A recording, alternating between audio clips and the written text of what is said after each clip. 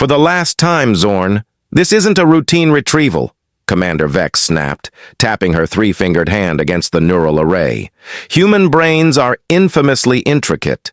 We're not dealing with your average galactic life form. Zorn, the youngest in the Krillian Science Corps, rotated all four of his eyes in unison. With all due respect, Commander, I've studied these primitive bipeds for 3 solar cycles. Their brains are electrochemical slop in a calcium shell. Our quantum decryptors will slice right through. Around them, the crew aboard the stealth craft Thought Thief shared uneasy looks. They were parked in high orbit over Earth, completely veiled from primitive sensors by tech that to humans would seem like magic. The Earth year was 2087, and humanity still had no clue the wider galaxy was observing them like an experiment behind glass. Commander Vex gestured to the holo display, now focused on a snowy region the humans labeled Finland. A research site blinked red.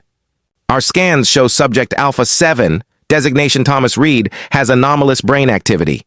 The Council wants his neural code captured silently. She turned back to the crew. We enter, extract, and vanish. No trace, no contact. Contact only, no evidence. Boring, Klaxa muttered, the team's security expert. Her Chidonus exoskeleton clicked faintly as she ran diagnostics on her weapon rig.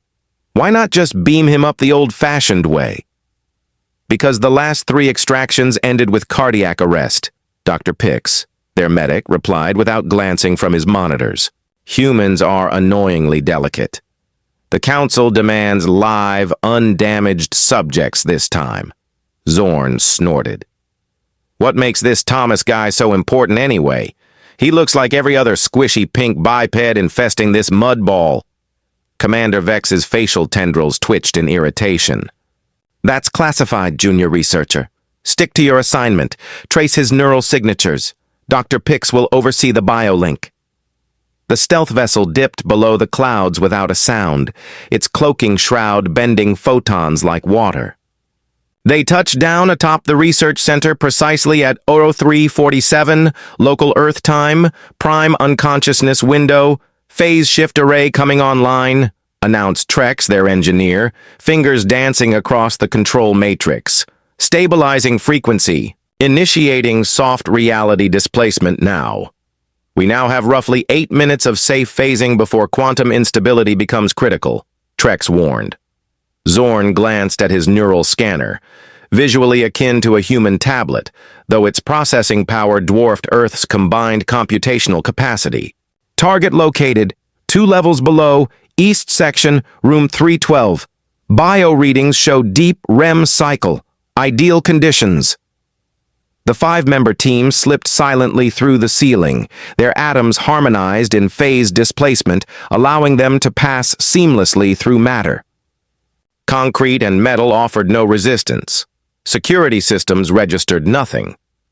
Thomas Reed slept soundly, undisturbed by the presence of 5 non-terrestrial operatives surrounding his bed.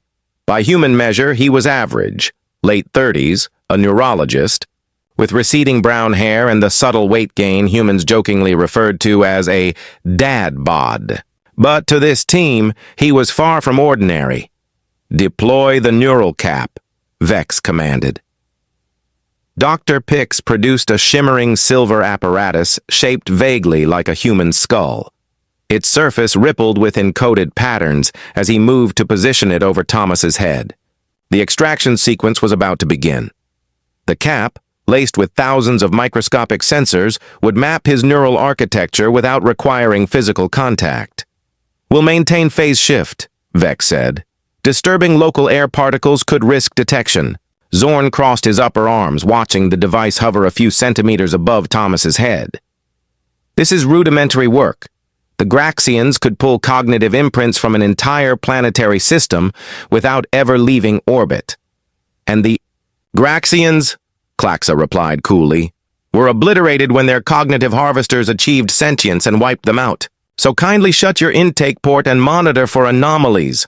A faint azure glow pulsed from the neural cap as it began mapping Thomas's cerebral activity. Zorn's focus narrowed, scanning the influx of data.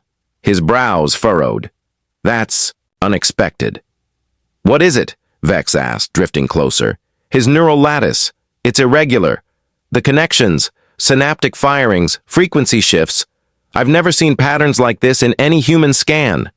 Be specific, Dr. Pix snapped. What kind of irregularity? Zorn hesitated, voice unusually subdued. It's as if there's something else present, something embedded inside his mind. Something was buried beneath the top layer of neural activity. Commander Vex's expression tightened. Proceed with caution. Level 2 scan only. But Commander, Zorn objected, a level 2 barely grazes the cortex. We have to dig deeper if we want to. That's an order, junior scientist. Protocol stands. Muttering under his breath, Zorn adjusted the device. Level 2 scan. Initiating. Pointless, basic, sanitized.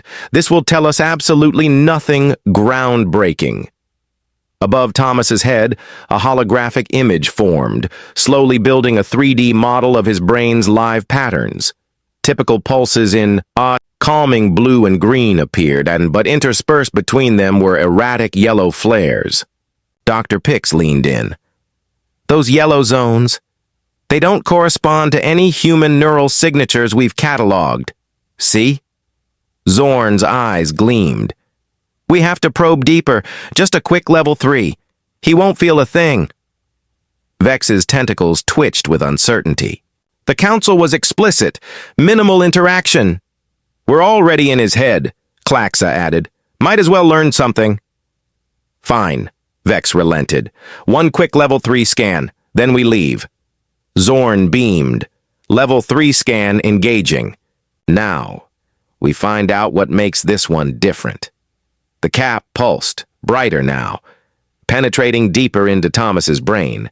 The holographic display became more complex, showing neural connections at a quantum level. That's when everything went wrong. Thomas's eyes snapped open, not the groggy awakening of someone disturbed from sleep, but the alert, predatory awareness of something that had been waiting. Well, Thomas said, staring directly at the face-shifted aliens who should have been completely invisible to human perception. Aren't you the rudest house guests? Not even a knock. The aliens froze in shock. Impossible, whispered Dr. Pix. He arrival at the research facility, can't see us, we are phase-shifted. Thomas sat up the neural cap, still hovering above his head. He reached up and grabbed at something that should have been physically impossible and examined it with curious eyes. A neat tech, primitive, but neat. He looked directly at Zorn. You must be the curious one always pushing buttons you shouldn't, Zorn. Backed away. Colliding with Klaxa Commander, he's interacting. With phase-shifted matter, this violates all known laws of physics for his species. Thomas laughed, a sound that somehow echoed in their minds rather than their auditory receptors. Oh, I'm not violating any laws of physics. I'm just operating under a different set than you expected. The Commander Vex recovered first. Her military training kicking in abort mission emergency extraction protocol. But as they tried to move toward the ceiling, they found themselves unable to float upward. Something was countering their phase shift technology. Thomas stood now stretching casually as if waking from a pleasant nap rather than a secretive alien brain scan leaving so soon. But we have only just met, and after you went to all this trouble to peek inside, my head, I think I deserve to know why. Release us immediately. Commander Vex demanded, trying to sound authoritative despite her growing panic. We are representatives of the Galactic Council, and any aggression against us will be blah. Thomas interrupted, waving his hand dismissively. Spare me the diplomatic garbage. You snuck into my room in the middle of the night to scan my brain without permission. I don't think you have the moral high ground here, tentacle face.